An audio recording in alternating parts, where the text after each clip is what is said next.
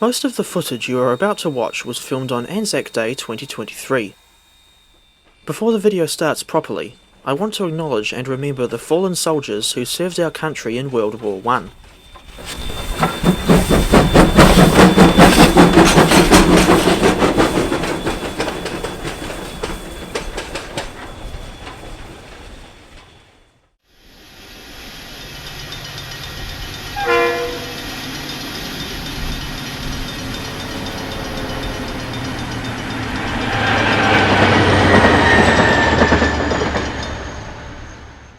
As ANZAC Day is a public holiday, KiwiRail weren't running as many services as they normally would on a Tuesday. But I'm still fine with what I managed to catch, especially since it involved two DXs in particular that I had wanted to see for absolutely stonking ages, namely DXB 5137 and DXC 5310. The former because of her unique variant of KiwiRail Phase 1, and the latter because of her unusual DXR-style long hood received after a nasty derailment in the mid-1990s. On this occasion, DXB 5137 was running the morning W4 coal dumps to Lyttelton with DXR 8022.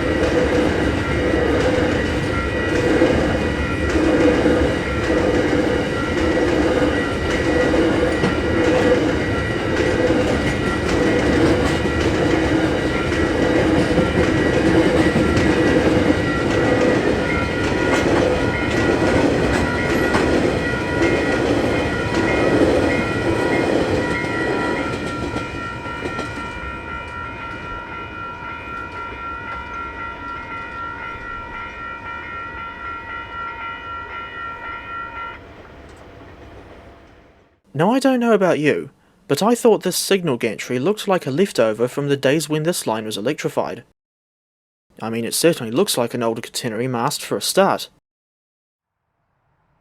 Regardless of the gantry's history, I still enjoyed watching the sunrise as DXCs 5402 and 5229 brought the empty Transalpine coaches over from Waltham.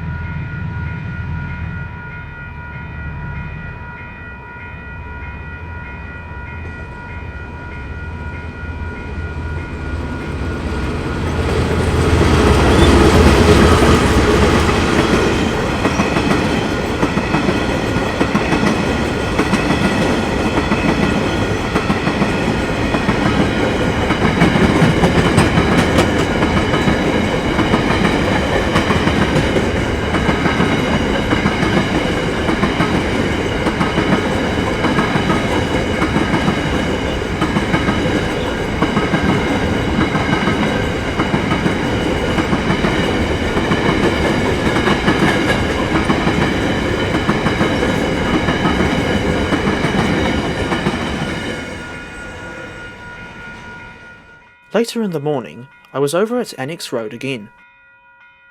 The first catch there was train 930D returning from Dunedin, with DXBs 5016 and 5097 leading the charge.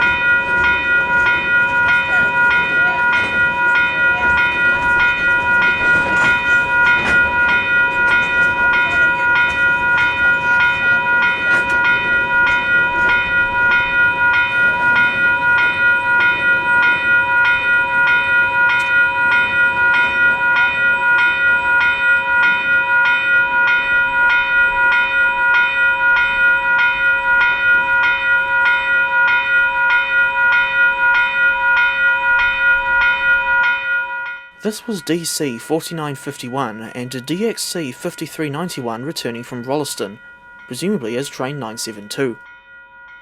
But when it comes to being certain on reporting numbers for southern workings, and in the words of Brett Cooper, I'm clueless, but I'm passionate.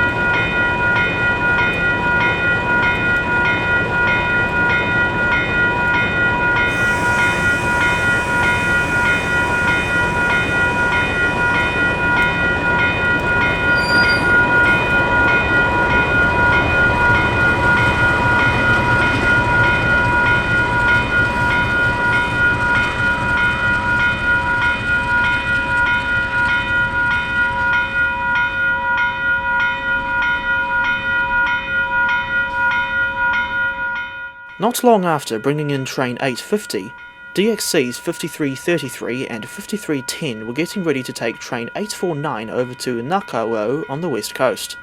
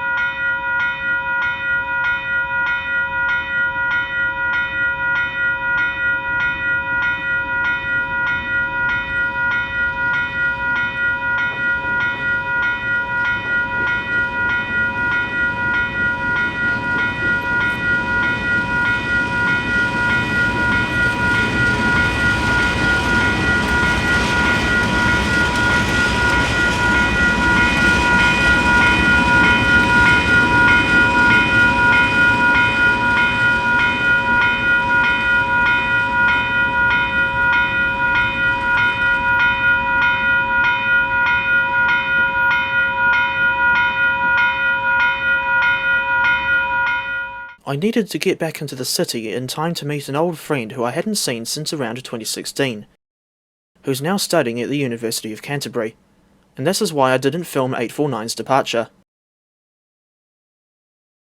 I arrived at Invercargill Junction just in time to watch Cathedral number 15 heading off on another run round the loop.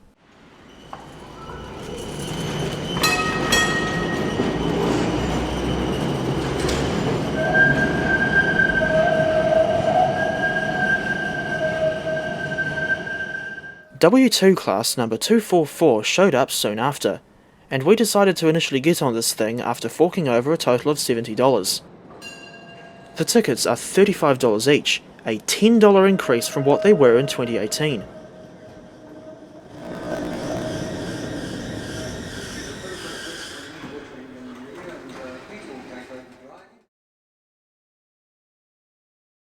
Store in our country. It's been in the ownership of the Ballantyne family and run by them for over 150 years. Very fashionable place, very popular for us Christchurch folk. It's known locally as Bally's.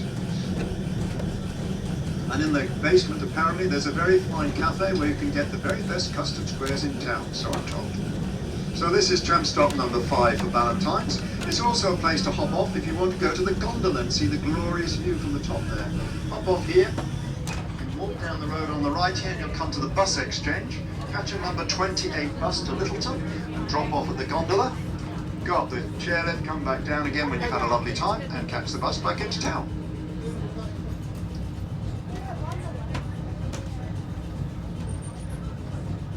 And we're just going to go across Colombo Street in a minute. That's the longest street in our city. That's 7 kilometres long. And like many of the street names in the city, they're named after Anglican cathedrals in the days of the old British Empire.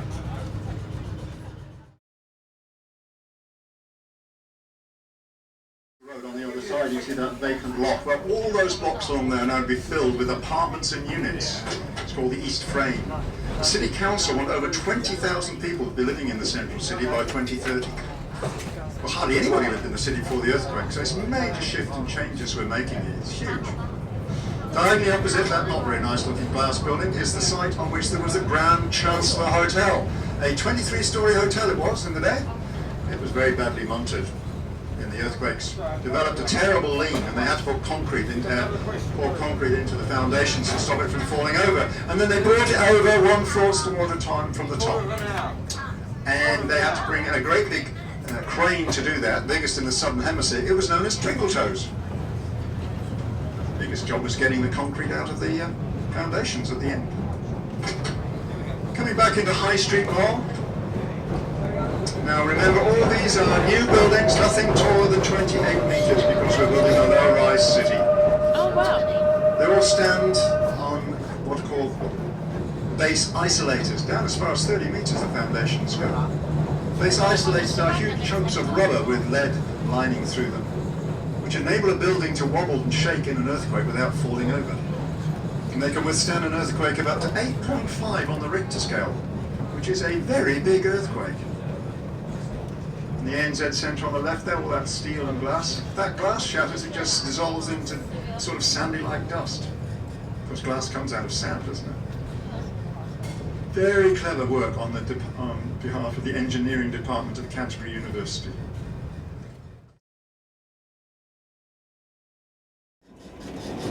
Amazing considering that it was in 1893. That was the end of the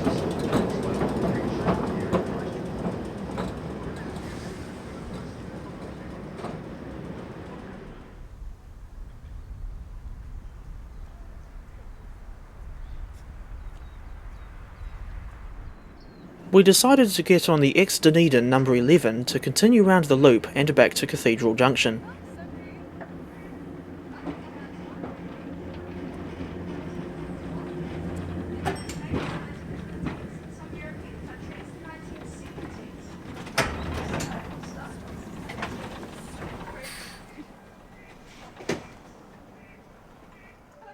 Riding on number 11 was a very different experience to the packed W2. Especially seeing as the W2 had some wooden seats in the middle that had some of the worst seat pitch I've ever found. This little four-wheeler had longitudinal wooden seats, and it was much quieter, in terms of the passenger numbers at least. When these things get moving, they're so loud that you can barely hear yourself think. Solar panels on roof. At the front you'll see a carving. The carving is called Tipo Haringa Waka, the pole that unites the tribes. It represents the three iwi of the Canterbury region. They are Waitara, Ngāti and Ngātaru. On the other side, the grey building is Te Puna o Waifetu, spring reflecting sparkling stars. This is the art gallery. It's free to go to. Open tonight till 5 o'clock. They do a free tour every day at 2 o'clock. So make a stop for the art gallery number 11. On the front of the building you're going to see a lot of glass. 2,200 panes in total. One of those cracked, there's the Christchurch Tramway. So we stop. This is number 12.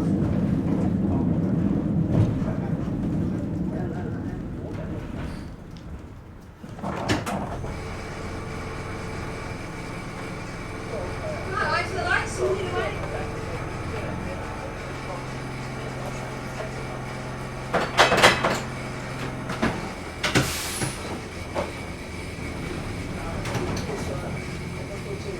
Crossing over Montreal Street on the left, the entire block we're about to go through is the Art Centre. It's home to visual arts, performing arts and creative arts. There is a lot about history through here. Inside the block we see 3 Gothic revival buildings. They are all stone, therefore they all suffered major earthquake damage. One by one we are saving, strengthening and reopening. Through the doors on shops. This is where you find the Christchurch Wizard. There's a lot about history through here. Beautiful buildings to go through. It used to be the University of Canterbury. So, 12, the ANZAC.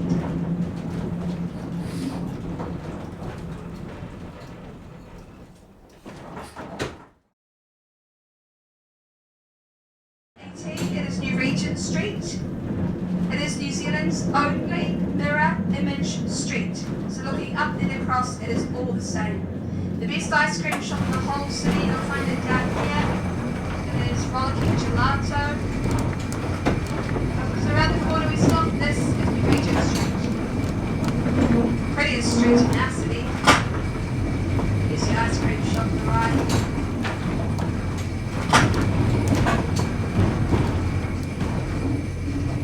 So we'll stop number 18.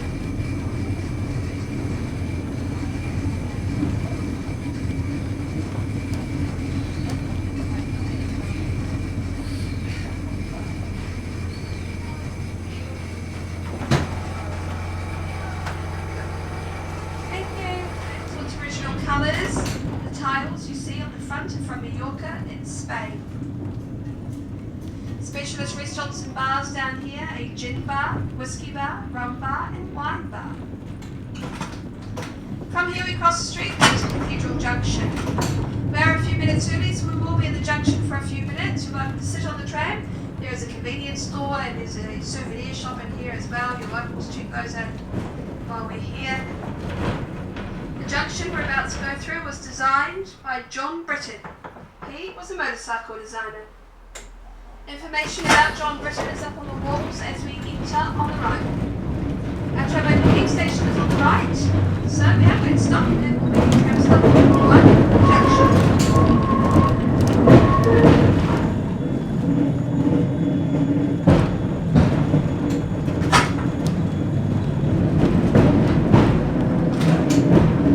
Right, so make it stop number 1.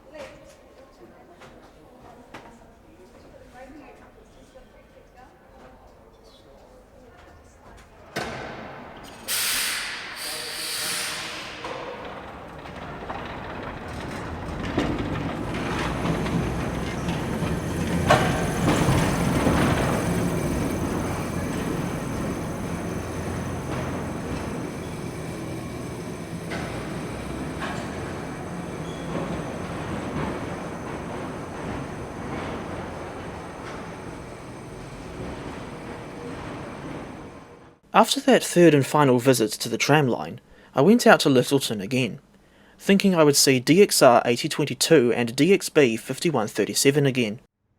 But instead, and much to my surprise, DXC 5391 and DC 4951 had taken charge of the W4 coal dumps instead. This was the last KiwiRail service I caught in the South Island, while on this trip at least, and I hope to go back there again later in the year.